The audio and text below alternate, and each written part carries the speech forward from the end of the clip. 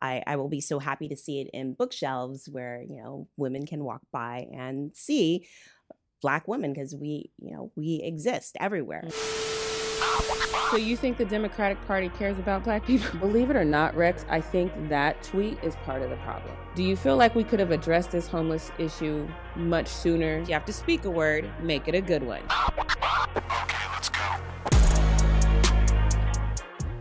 Welcome back to The Word. Once again, I am Jackie Ray. I am here with Diane Marie Brown. I'm excited because she is an author, and I always am so intrigued by authors. As a journalist, obviously, I appreciate and love the written word, but putting in that in long format into a novel, especially one that has a level of drama, a little bit of curses here and there. I'm always excited about stuff like that, and I love to read, especially things that focus on the Black community. So I'm excited because we are going to talk about her book that is coming out on February 28th. And guess what? Added bonus, she's from Long Beach. Where did you grow up? I grew up in Northern California in Stockton, Okay. the Central Valley. And after high school, I went to UCLA and just stayed in Southern California. So what was appealing about Long Beach for you to make your roots here?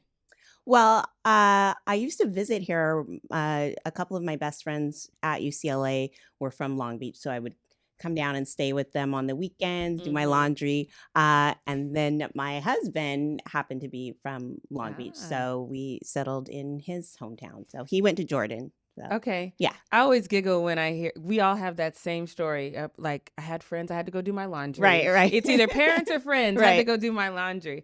So what did you major in when you went to UCLA? So I majored in sociology, Okay. and business.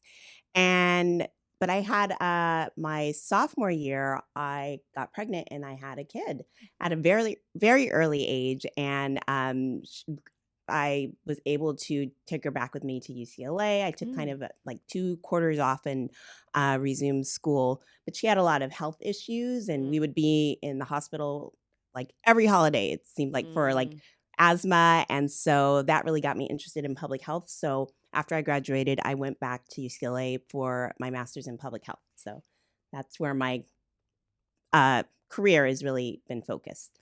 So you go from a career in public health to now on February 28th, you have a novel coming out. That seems like a windy road. Can you tell us a little bit about that? Yes. So I've always told stories. I've always liked to write stories, but never really thought of it as something that I could do. I just, when I thought about going to college, it's like you're going for a specific degree for a specific type of, a teacher Right. or an architect or a doctor or something like that. I never thought about anything artistic like being a writer. But as I got older, then I really recalled writing stories and thought about maybe doing that. So I would write little things here and there. I worked for the Long Beach Health Department, and for their 100th anniversary, they wanted to do something big to celebrate, and so I wrote a play where there were roles given to Long Beach Health Department employees, and we put it on during Public Health Week for the health department staff. And people liked it so much that they wanted to bring it to the public. So we did it again at the Long Beach Terrace Theater. And I was just like, oh my gosh, I want to do this for forever. So I went back and I went to USC this time, and they had a professional writing program. And so I got a degree in fiction from there. And that's where this book started, as a assignment in one of my classes there. You got a degree from rivaling schools? I know. But it's good because that way I never have to choose. I can always Very represent. true. Yeah. Very true. Now, you mentioned your daughter had health issues. Did that somehow put you on this path? Because you said it put you on your path to, work in health and things. So do you kind of attribute some of her health issues to putting you on this path that you're on now as far as writing? Somewhat, because I knew that I really wanted to focus on something that I went into public health because I wanted to do something that was helpful for people. But again, I just love being creative, and that was something that my mom always shared. And a gift I feel that she gave to me and my daughters. And so exploring that creativity, my kids are into music and sports. And so just wanting to show them to pursue something that is that they're passionate about. I Mm-hmm. wanted to do the same thing for myself. So you obviously have always been creative, but like you said, that wasn't a career you thought about. Do you Mm-hmm. think that sometimes I just know that, like, for me, I've always wanted to do something creative. My mom was like, you're going to get a degree in this, and you're going to, Mm-hmm. because for my mom, it was more about making sure her daughter was secure financially. Right. And for my mom, it just didn't seem like anything creative, including being a journalist, was something that was Mm-hmm. going to sustain me long term. Do you think that that might have played into your decision at first to really not pursue a creative career? Yeah, definitely. Especially back when I was in high school, like everything was very practical. So yes, you are, if you go to college, you're investing in your future. So you want to do something that is going to pay off, where there's going to be a job, not some wishy-washy creative thing and who knows what's going to happen, not something already. So I not just my parents are teachers, my dad's a mathematician, and so and then uh counselors back then, they didn't really, I don't think, push people into Right. those areas. And so I feel like things are different now. Like, I'm glad that even at a pretty young age, young people have a chance to explore and, think about what they might excel at or what they want to do in their futures a lot more than it was than back when I was younger. Right. So the book is called Black Candle Woman, and it's about a family drama of 4 generations of Black women living under the same roof, as well as a family curse. Now, you Hmm. said this started with an assignment from USC. So can you tell me the birthplace and what was the assignment that made you say, okay, this is something I want to create? Yeah, it's funny. I went to school, it was over 10 years ago. So I don't remember the Right. exact assignment. It's been a long road, but I do remember I wrote the first chapter. And I remember sharing it around the table. There were 4 women. I wanted there to be a curse. It was a little bit different then. But the curse was the same, but they were using it a little bit differently then. They actually were kind of using it to kill people. But I watch a lot of crime TV, so that would appeal to me in yes, some weird way. yeah, yeah. Hmm. But as I started writing it more, I really wanted it to be more about the family element and them overcoming a family curse. And so, but I had the characters right away from that assignment, I recall. So how much of this is a reflection of people in your own life as far as the characters?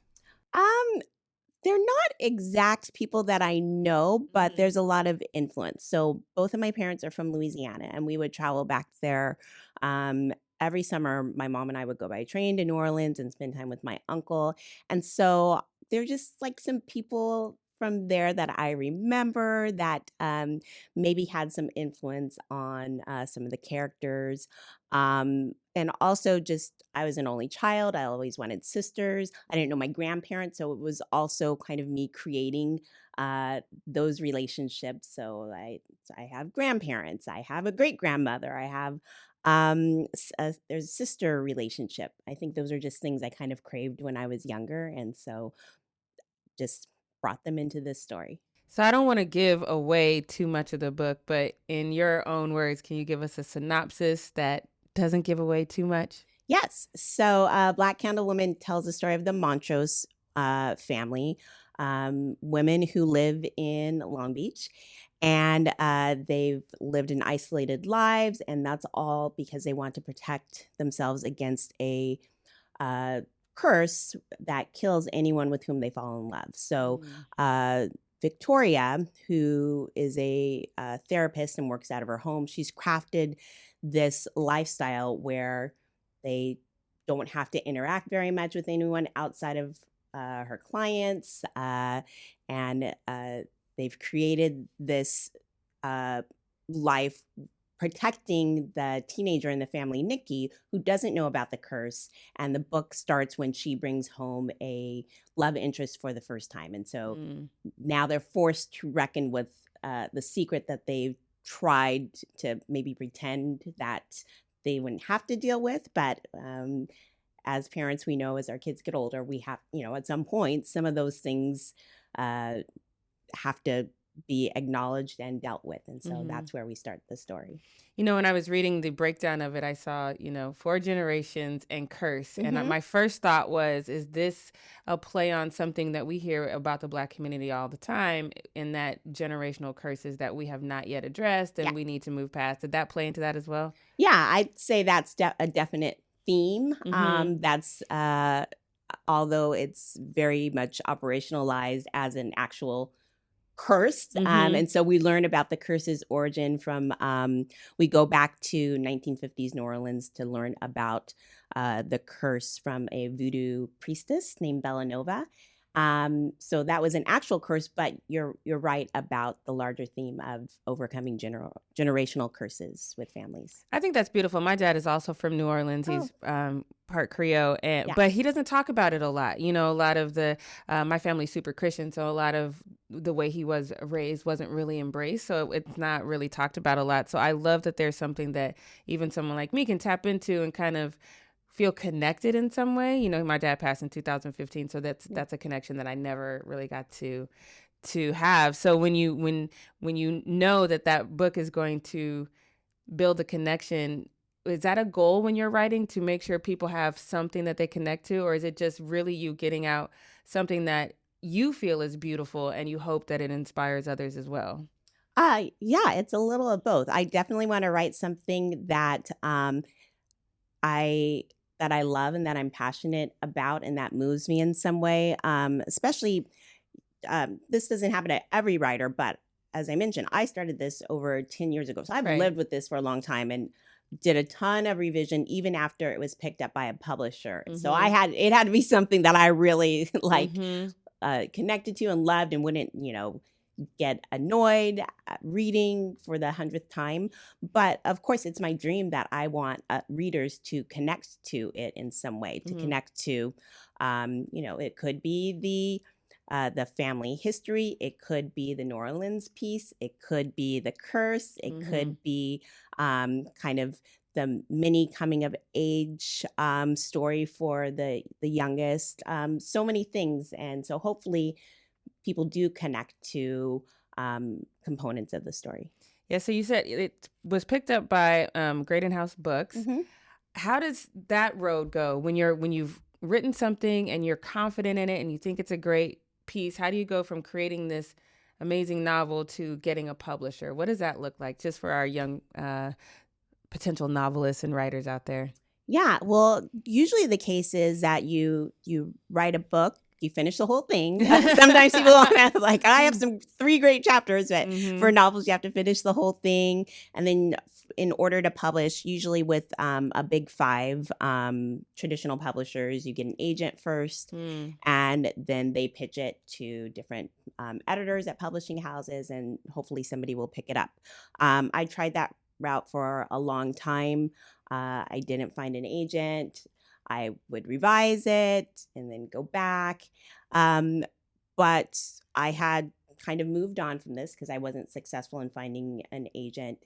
And so in 2020, the summer of 2020, organizations, because of events that had happened with George Floyd earlier in the summer, you saw organizations that were trying to find ways to reconcile, so many harms that, of course, they can't do, with a black square or whatever. Right. But, you did see organizations trying to do something to access different audiences and give opportunities that maybe hadn't been given before. And so Graydon House did an open call for Black authors who didn't have agents.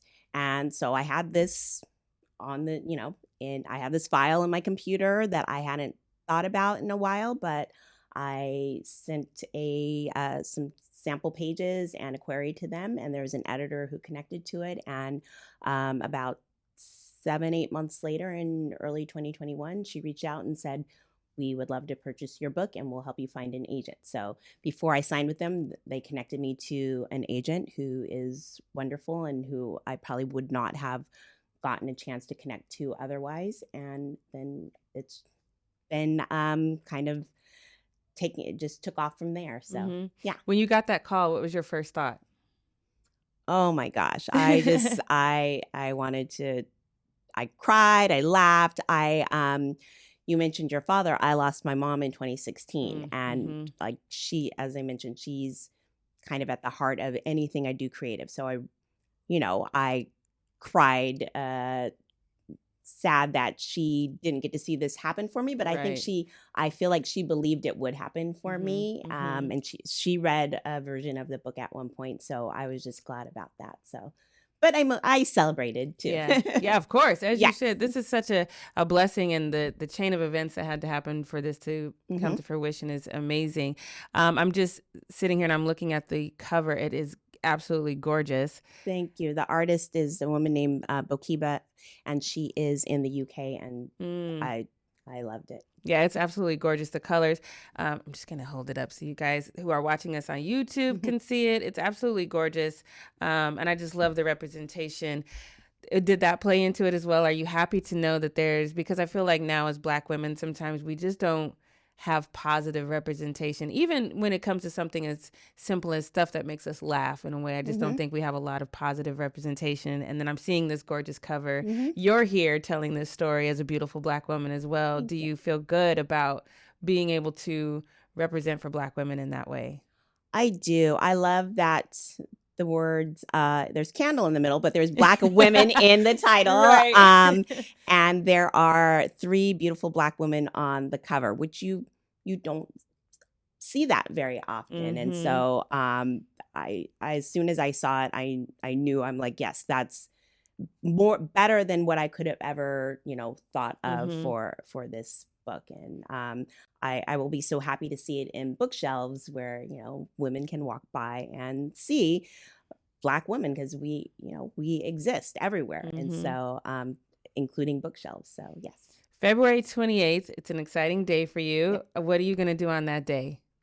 Oh, well, I am a professor at Orange Coast College, and we have a division meeting. I'm going to ask my dean if I can skip. I'm not going to tell him. I'm not going to say why. I'm just going to tell the night before. I'm going to say, I don't think I'm going to make it to the meeting. And I'm just going to wake up early and just maybe have a mimosa and celebrate, take pictures, maybe go to a couple of bookstores and find it on shelves. And then that evening, I have a launch event at a local bookstore, Belcanto Books. And so I'll be doing a reading and a chat with another author there. That's here in Long Beach. Yes. Right? It was a week ago. I was at their an event that they had. Telling our viewers and readers and listeners to maybe check them out. So what day are you going to be there doing that? On the 28th. On the Tuesday. 28th. Yes. Perfect. So what time? At 6:00. Okay, yeah, you guys go check that out. You guys have the address, but I'll put it in the description as well. Are you going to do any book signings in Long Beach anywhere? Yes, I'll be doing book signings that night. And also I will be at the Long Beach Public Library, at the Downtown Library on March 16th from 5:30 to 7 at another event. Well, I'll be doing a reading, questions, and book signings. Oh, this is perfect. So you guys should read the book in advance and then come ask questions. I plan on being there as well. Wonderful. Because I'm so excited to meet you and just hear your story, and knowing that it's in Long Beach. What neighborhood is it based in Long Beach? Oh, or is it just Long Beach in general? It's supposed to be in close to downtown Long Beach. Hey, that's where the Long Beach Post is. Very excited Little about that. Little Bixby Knolls, because that's where I live. There's a couple. There's a restaurant or 2. I don't name them, but I think people that go to those restaurants will know them. Well, thank you so much for joining us on The Word. This is I created this not being from Long Beach and having to dive in, and now I'm meeting all these amazing people in the Long Beach community, and it's just great to meet you and let our listeners and our readers know about you as well. Thank you. It's great meeting you too. Thanks for doing this. Yes, you're welcome. Okay, you guys. So Black Candle Woman, it's going to be on shelves February 28th. everywhere where books are sold. I can't wait to see what the future holds for you. I can't wait to see what book you have next.